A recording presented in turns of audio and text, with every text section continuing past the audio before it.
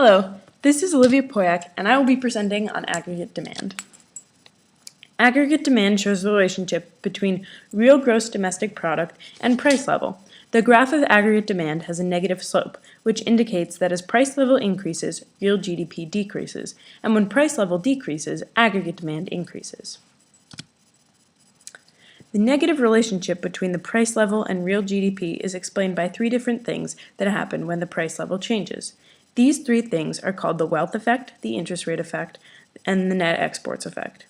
The wealth effect is the effect of a change in the price level on consumers' purchasing power. Interest rate effect is the effect of a change in the price level on interest rate. And the net export effect is the effect of a change in price level on imports and exports. If the price of your favorite brand of coffee was to double, placing it out of reach of your household budget, you might switch brands or stop drinking coffee altogether. Similarly, if other users of your favorite coffee did as you, the market demand for that particular coffee would be adversely affected. The classic economic model of market demand focuses on fluctuations in the demand for a product or service based on the perception of price of that product or service.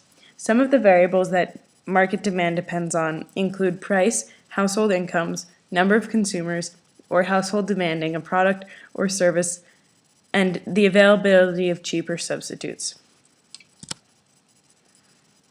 Conversely, aggregate demand is simply the gross domestic product a country produces in any given year.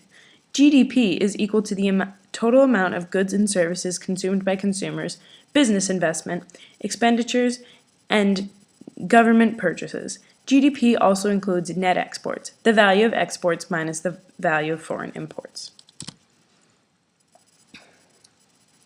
The components of aggregate demand are each affected in different ways. Consumer spending is affected by consumer confidence, interest rates, consumer debt, and wealth. Wealth are assets held by a household, such as property or stocks. An increase in property is likely to increase consumption. Fluctuation in these will have an effect on consumer consumption and eventually have an effect on demand. If the price of college were to go up exponentially, and consumers were forced to take student loans, consumer debt would increase.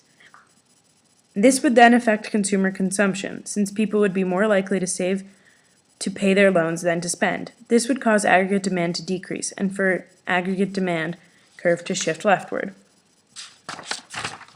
On the other hand, if consumers were to expect the economic stability to increase and they felt that it would be safe to spend more, the consumer consumption would increase and aggregate demand would increase, shifting the curve to the right.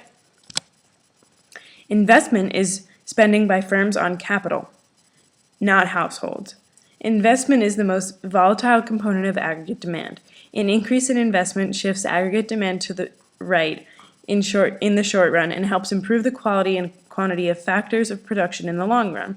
The factors that affect investment are interest rates, business confidence, and investment policy. Since firms borrow from banks to purchase large capital, and if interest rates decreases, it makes it cheaper for firms to invest and provides incentives for firms to take risk. This creates an increase in business investment, therefore increasing aggregate demand and shifting the curve rightward. If businesses were to have expectations of low returns one quarter, it is likely that they will also decrease their business, investment, and spending. This will decrease aggregate demand and cause the aggregate demand curve to shift leftward.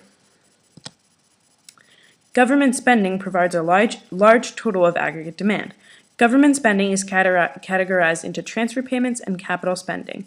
Transfer payments include pensions and unemployment benefits, and capital spending is on things like roads, schools, and hospitals.